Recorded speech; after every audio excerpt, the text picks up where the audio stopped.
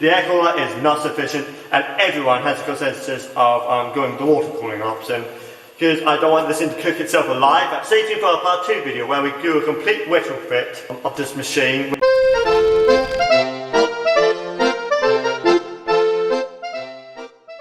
So a little over a week and a half ago, I unboxed this, an Alienware Aurora R10. And I said in the unboxing that this thing needed a bit of a retrofit before I could actually use it as a gaming machine. And it's taken a while for me to get all the parts in, but everything has now arrived. Welcome to the retrofit of this Alienware Aurora. So the first thing we want to do is actually get the case open, and as you can see, this is the screw that gave me trouble doing the unboxing video when I tried to open it and I couldn't. You have to unscrew this about that much. And then, all you have to do then is literally like this, and then this just comes right off. From there, you have basically access to the power supply and not much else. To gain full access to the computer, all you have to do from there is literally just do these two flaps. It's like very much like an IBM PS2, and then you just have to, with two hands, once again, just pull this open, and then you have like full access to the computer. The first thing we're going to do, which is going to be the most difficult thing, is to install the all-in-one liquid cooler. So here's like the initial cooler. You can see that these extra heat sinks are actually for the VRMs. Now, like more times than not, the air coolers will not have these VRMs fitted, and they actually come only under water cooled version for whatever reason. Mine seems to be a fluke, and I actually had the VRM coolers installed as well, which is not normal, it's highly irregular. So, but it saves me trying to hunt it down, so I'm not going to complain too much. Just go with the liquid cooler straight off, because A, you won't have to deal with this, and B, just cooler temps, man. Just like treat yourself. I would pay the extra £100 and just kind of have it pre-fitted if I was ordering directly from Dell and I had that kind of money to spend, because anywhere are notoriously expensive. Okay, so with that now open, we can now start the initial disassembly. So the first thing we're going to remove is going to be the air cooler. Got the sun hat on, so the head does not get in the way. So we're going to deal with that, and then we're going to deal with the other fan. So first things first, remove the RAM. I'm using a tutorial actually from Stone World. He does a very solid like step-by-step tutorial. So I recommend he check it, because you can actually get a lot more of a better look than this. So in this video, but you remove the RAM stick. So this is the single stick of Kingston HyperX memory, actually 933 MHz. Not very good for Ryzen, and what I heard since the unboxing video, not very good for Intel either, so I don't know why they did this. Like, if you're going to have 8 gigs RAM, at least have it as dual channel Dell. Next up, we're going to want to remove these screws that you can see are spring loaded, so we just have to do them in the cross section, and we'll just do that very gradually, like bit by bit, so we don't put too much tension on one side of the motherboard. But first, before you do anything like that, just make sure you remove the headers. There we go. That's the cooler off. But you can see right here, partly the reason why the air cooler is so inadequate. Look how small the actual contact is to the CPU. And if you actually look, you can see that little circle like that. That is basically the contact the air cooler has on the CPU. And you can see it's not actually covering all of it, which is very bad, which means it's not covering this whole surface area, which means it's not as good cooling. Now there's other air cooler, like it's probably not, overall just not wide enough, and using a very, like, I'd say 90mm fan, which is probably not adequate for a Ryzen or modern Intel CPU. But that's like partly the problem, is that it's not all covering all of it, that's why it's like going up to 85 degrees, partly. So next up, we're going to remove the thermal paste. I'm luckily assuming that it still has it. This will automatically have some thermal paste already pre-applied, which will be good, and cover the entire surface area, which is also very good. Okay, so number one goes onto the CPU. This is an Arctic cleaner I bought all the way back in 2015 when I was about to build the Hackintosh. The last time I actually installed a liquid cooler, and last time the record for that was 6 hours, give or take. So I want to try and not take 6 hours to install the liquid cooler in this thing. That would be most ideal. So we'll give that a few minutes. Okay, so now I'm using a tissue to wipe this off. It's generally advised not to use this and use like a lint-free cloth of some description, I think. But I found this more or less been fine, so we're just going to do it this way. So we're just going to carefully wipe it off, and you can actually see that the Arctic Clean solution does a very good job. It's like, you can see it's like almost like cleaned it off right off the bat, which is a very good thing. There we go. So that's part 1. Now part 2 is actually this blue one. There's like a blue and white one. This blue one is to get the CPU ready for the new cooler. So we're just going to squirt some of that on, give it a few minutes, wipe that off, bibbity bobbity boop, we'll be off to the races. And now just wipe that off, and then yeah, we'll be off to the races laughing, boys. Yeah, that's semi good enough, that's usable. Okay, so next up it's going to be removing the fan, like the fan that's to be shooting the air out like a chimney. So to do that, there's 2 screws that we need to get at. One over here, I think, and one over there. So it's like one on each side that's holding it in place. So we'll just do that now and go from there. We would add a longer magnetic one, but hey ho.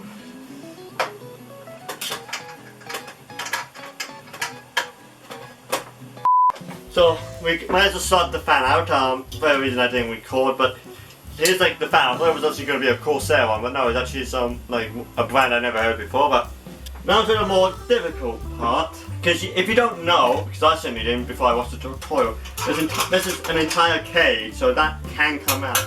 So we need to get that out so we can install the liquid cooler right here. The radiator would go right over here. You can see where all the screws would be for that, so that'll be our immediate next job.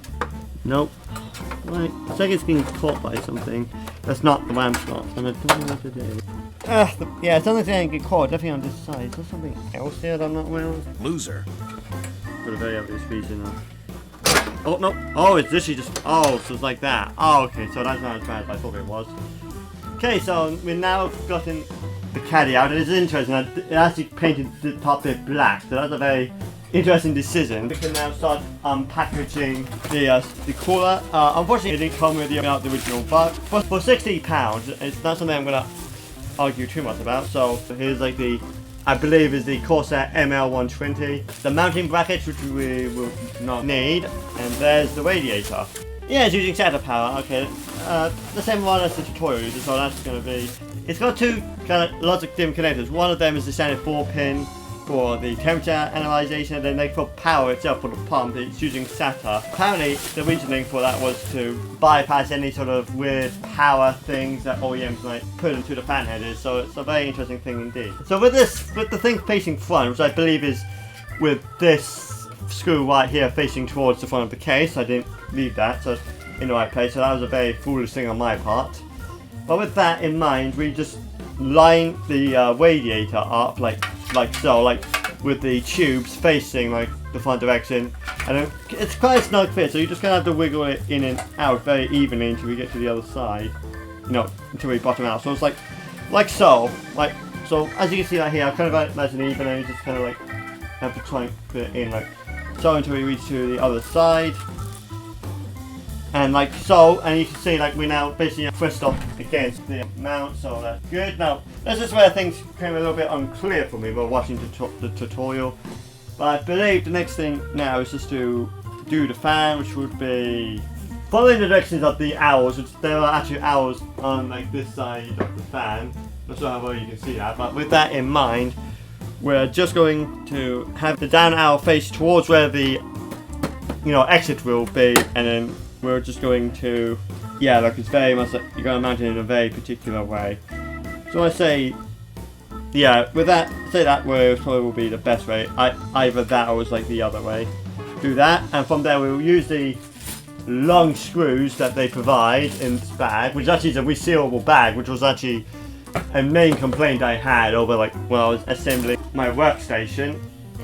Apparently like there was like a tape or something, because that does not line up with the screws on the other end whatsoever, and that has generally got me concerned at this point. Maybe zip ties will help. This is like the last screw.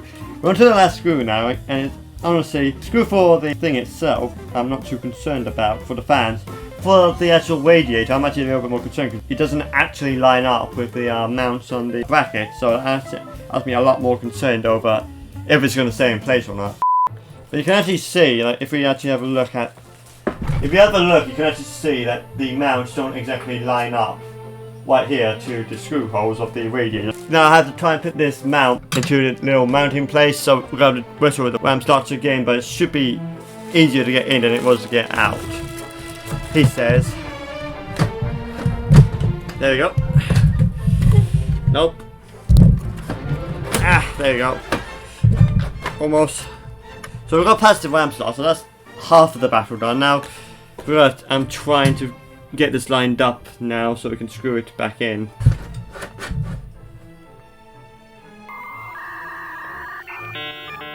Oh no, oh no.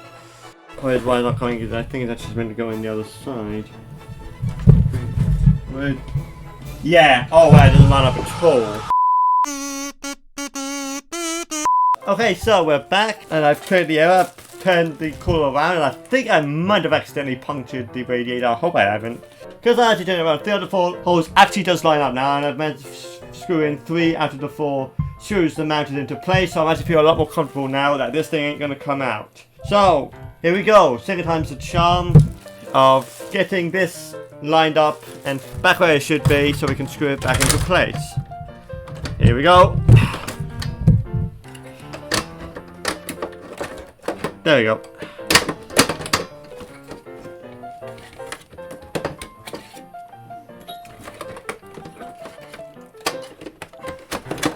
There we go. Took a bit of convincing, but at least we're now, it's a little more straight than it was. So now, hopefully, we can just line that up like so. There we go. That took way too long and too much effort. Now we just have to screw it back in and Bob's your uncle, we should be okay.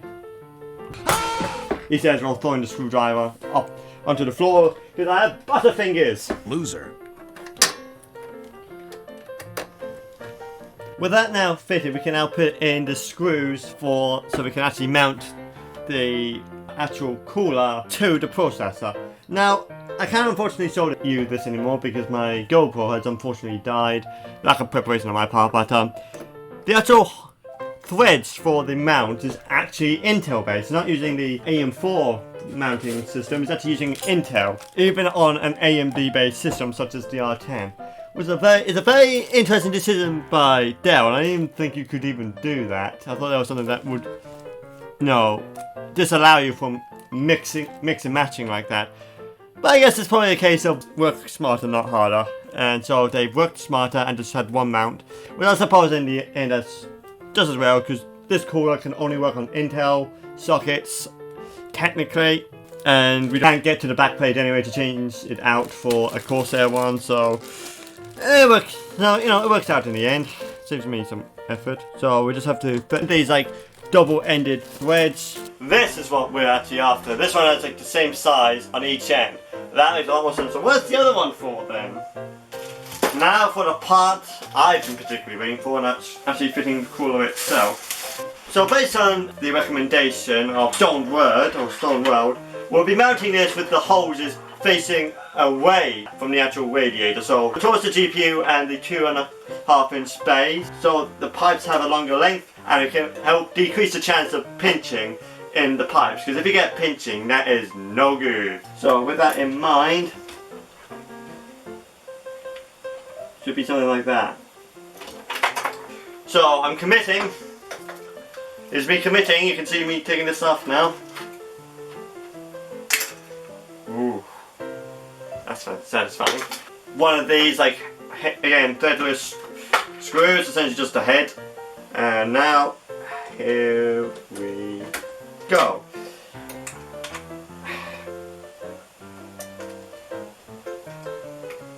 Now, let's take off this protective wrapping for the Corsair logo. Ooh. So, now to the matter of how this is going to get wired up. With this comes like with 2 cables. The SATA power one is for the pump, so that will just go directly into one of these SATA power connectors and routed for something else, but we can actually just connect that in, boopty boppty boop, Bob's your uncle. Then we got a 3-pin fan header, which I believe will go into fan CPU. Now most people say don't put this into the fan CPU. I'm going to do it anyway, if nothing else, just for science. And we're going to put like the actual fan itself for the cooler to fan top. He says we're putting into the other one that doesn't actually have a label. Nope, it literally won't fit. Okay, so it is actually going to be fan top because I actually can't get it to fit. Okay, so now I'm actually going to reroute this SATA cable thing I've actually got for a drive that I'm reusing. So hopefully, without me having to take off this top, I can just put this through. And I don't. Okay, it looks like I didn't. That's good. Saves me a job. So that will go there, and then you will go here, and this will power the pump once I figure out the direction, which is this way. There we go. And that is finally, with many crashes to our door later and frustration, but ending on Academy record time, we have just fitted a water cooler to the system. Now we can actually, this can start taking up a lot more pace while we install literally everything else that I want. So, replacing the 8GB of DDR4 memory, we are replacing with a 16GB dual channel kit. Well, it's going to be dual channel once we fit it. So this is, it's running at 3200MHz, so it's a white speed for Ryzen, plus dual channel, so it won't stop it for information, because I've seen a video with the single channel of HyperX memory, and it just was a bad time, really. Now, the only major concern is that this is Corsair, and Alienware, so particularly these new R9 through R12s, are notorious for RAM compatibility, particularly at higher speeds, and basically HyperX would probably have been the safer bet, but we went with Corsair because I had no problem with them so far, so we're just going to stick with them, and it's probably going to be my downfall because something's not going to work right. We just place these into the white slots. 1, 2, there you go. Apply some force until you hear click on both ends. Second first, same as the first. With this, putting the other slot in. There we go. And then finally, certainly not least, we've got the graphics card. Now, the graphics card for this is the NVIDIA GeForce GTX 1050 Ti. I say 1050 like that because actually in my workstation I have a 1660 Ti. And even though that's a workstation, I've briefly played some games on it, and I've actually been spoiled by the impressive performance of that GPU. So I was kind of like hoping to get the same kind of card for this, so I could just, you know, have not any performance difference. Unfortunately, the card at the time of recording, if you want to buy it at all, like, because they very rarely come with an MSRP, so the price of it is like £400, give or take. And I don't have enough money in my bank to do that stunt one. So compared to the two machines I have, I much rather have my workstation with the more VRAM and faster speed for 3D rendering over the gaming machine. So it's not the card I want, but it's the one I got. So, you know, for the price of £187, including shipping, which is pretty much very close to the MSRP, one cannot complain. One of the things I was hoping this to be ready for, just in case I wanted to go down that route, is to be VR ready. You won't get VR readiness with this video card. In terms of IO, we got DVI, HDMI, and DisplayPort. We'll be using HDMI at this point, but it's nice to have DisplayPort because I would like to have a KBM switch later down the line. Just didn't. There we go. This card just doesn't have that kind of any sort of external power connectors. Not like I would trust the 550 watts power supply in this anyway for anything like that, but basically it's got no screws, like it's got something else holding it in, so that's good. So we can just literally say this upgrade is now done, and we can accept. Haha, I almost forgot. It's for mass storage, because this thing only has 256, I think, NVMe storage, which is not enough to install any games. For actually mass storage, where I'll be installing my games, maybe a few emulators, take compatibility layers, but hey, we're going with this Seagate SSHD at 1TB. It's basically a hard drive and an SSD cache. Originally bought for old Octane last year, and I actually tried to use the Linux install on this and clone it over to new Octane. It didn't work. So for whatever reason, the Linux installation on this is balked, but it doesn't matter really, because this is going to get reformatted and it should be fine as a games drive. So we're just going to slot this into here. Oh wait, am I doing this wrong? I think I'm doing this wrong. Okay, yeah, that is not how you're meant to install a drive. Me being absolutely stupid, thinking it was like the Corsair case on my Hackintosh. No, it's actually like something a lot more you would expect to find on a toolless sort of drive design. Especially for this kind of size. So just put this in, so like so. There we go, that's one side done. And now we can just slot this in without any problems. We just put this into one of the other three SATA ports. There you go. And then that goes in like so. Okay, so finally it's time to close up this case. Now, as you bring down the power supply, make sure that you don't pinch the hoses for the actual water cooler, otherwise, you know, you're going to be in a bit of trouble. Going to need a bit of extra light, so...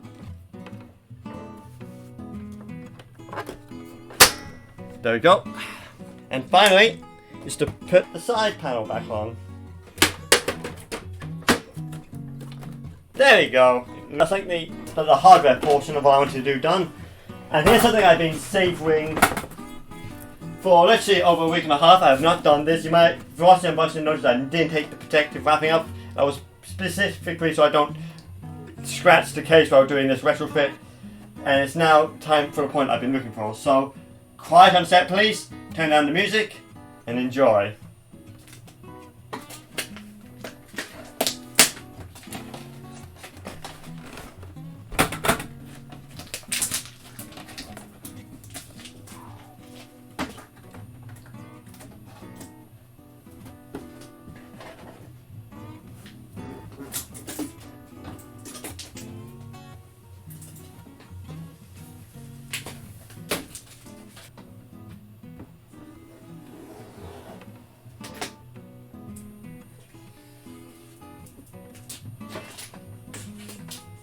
Oh, fuck.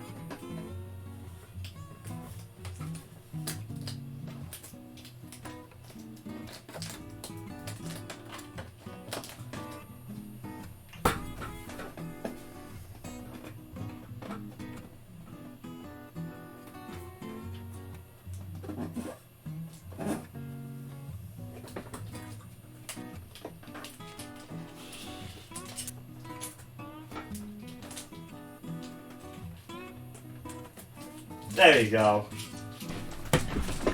Okay, so with that now out of the way, I'm going to go set this up.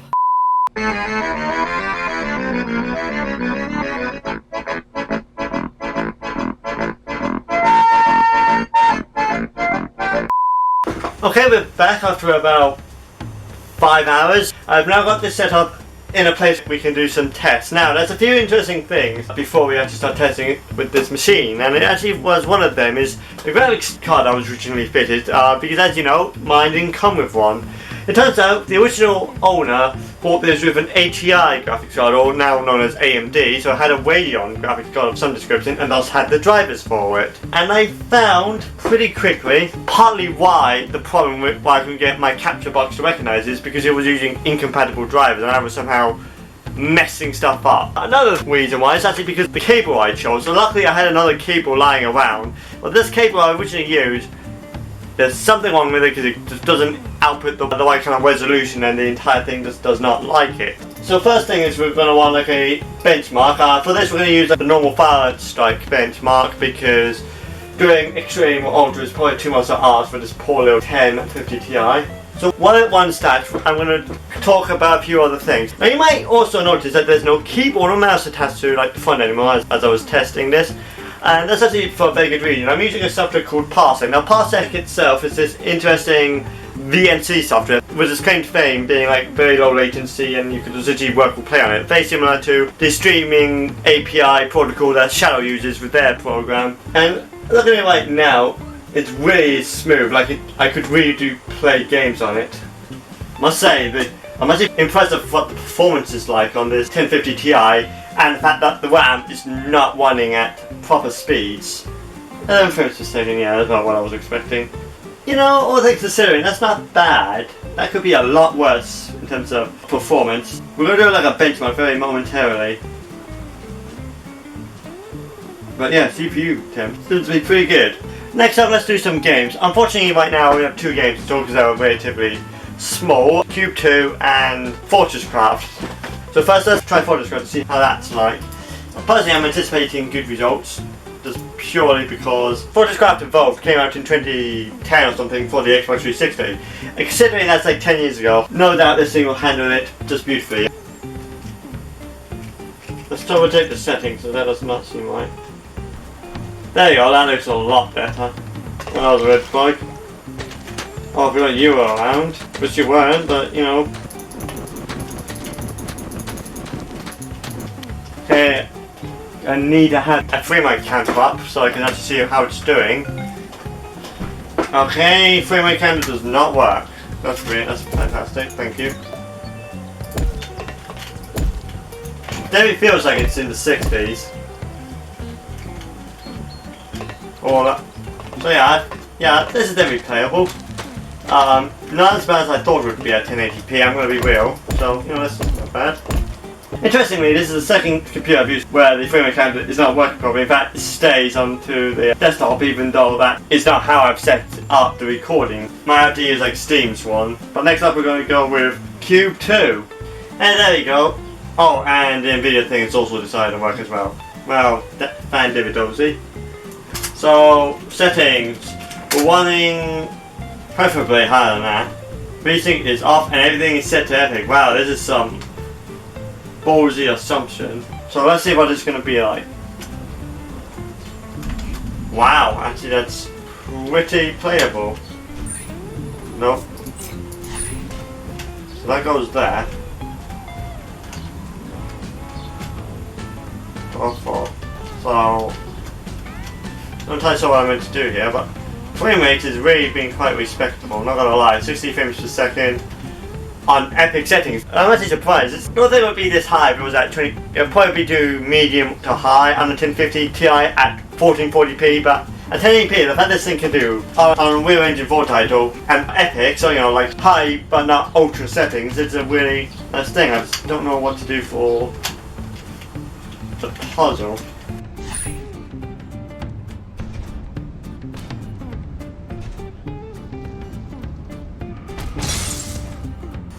Hey, I got an achievement. That was not what I was trying to do. Then you could get that achievement. The more you know. Well, I suppose that's enough out of that, just for now. Let's quickly talk about the upgrade path I planned with this machine. With the exception of the power supply, I will be using a hand-me-down strategy to upgrade my Alienware, where components have been made redundant from my workstation. A good example of this is if I upgrade to a 3060 Ti, or more likely a 50 series by the time Silicon has finally caught up with the demand, then the Alienware would finally get a 1660 Ti as that would be available. CPU or RAM upgraded in New Octane? Slap the old ones into the Alienware. RAM compatibility pending, as we've seen today, it's more than flaky. You may be wondering what will happen to the components that's currently in the Alienware when that stuff gets upgraded. Honestly, I haven't thought that far off yet. And that brings us on to the conclusion. The Alienware Aurora is a really cool looking PC, and with me installing my own water cooler, RAM and GPU, I saved approximately £800 compared to if I bought a comparable configuration straight from Dell. If I went with my desired GPU, then it would be closer to 500, which is still nothing to snuff at.